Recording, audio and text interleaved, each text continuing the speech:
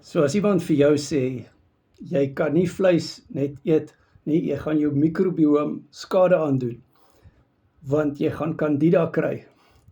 Dan wil ek vir jou sê, ek doen al vir 7 jaar die carnivore dieet en ek het nie Candida nie. En so is daar baie mense wat nie Candida het nie en hulle mikrobioom het nie dood gegaan nie. Inteendeel, ons het 'n baie gesonder mikrobioom. So ja, die realiteit is, jy gaan dokters kry wat die carnivore dieet ondersteun en jy gaan 'n dokter kry wat vir jou sê, jy gaan jou mikrobioom doodmaak. Nee, jy gaan nie jou mikrobioom doodmaak nie. Want ons voorvaders, wat met 'n knopkierie gejag het vleis geëet en hulle mikrobioom het nie doodgegaan nie. En hulle het nou en dan 'n klapper uit 'n boom uitgegooi of opgetel wat afgeval het en geëet, as 'n bobbejaan hom nie bygekom het nie.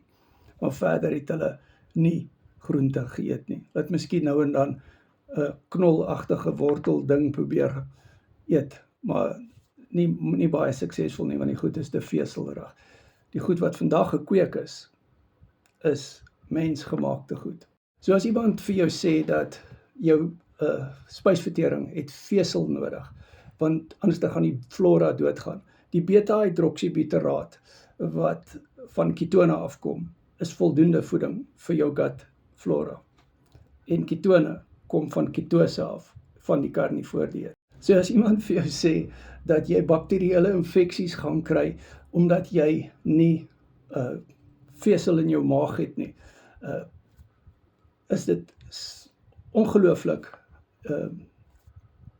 onwaar, want die realiteit is, vesel is fermenterend van aard, en inteendeel, ons is nie fermenteerders nie. Ons kry 2% van ons energie van fermentasie. Ons is nie soos gorillas en bobbejane en ander diere wat tot 90% fermenteerders kan wees nie. As iemand vir jou sê, jy gaan H. pylori kry op die carnivore dieet, en dit gaan vir jou skade aandoen, wil ek vir jou sê, jou maagsure is so sterk om H. pylori dood te maak, dat die carnivore dieet, jou maagsure is so sterk, dat dit vernietig die H. pylori. En as so 'n persoon vir jou dit sê vir my die bewyse en die studies gee waar daar bewyse is, mense wat op die carnivore dieet is, het H. pylori gekry. Kom ek sê vir jou, wie kry H. pylori en wat doen H. pylori? H. pylori gee sere in die maag, onder andere.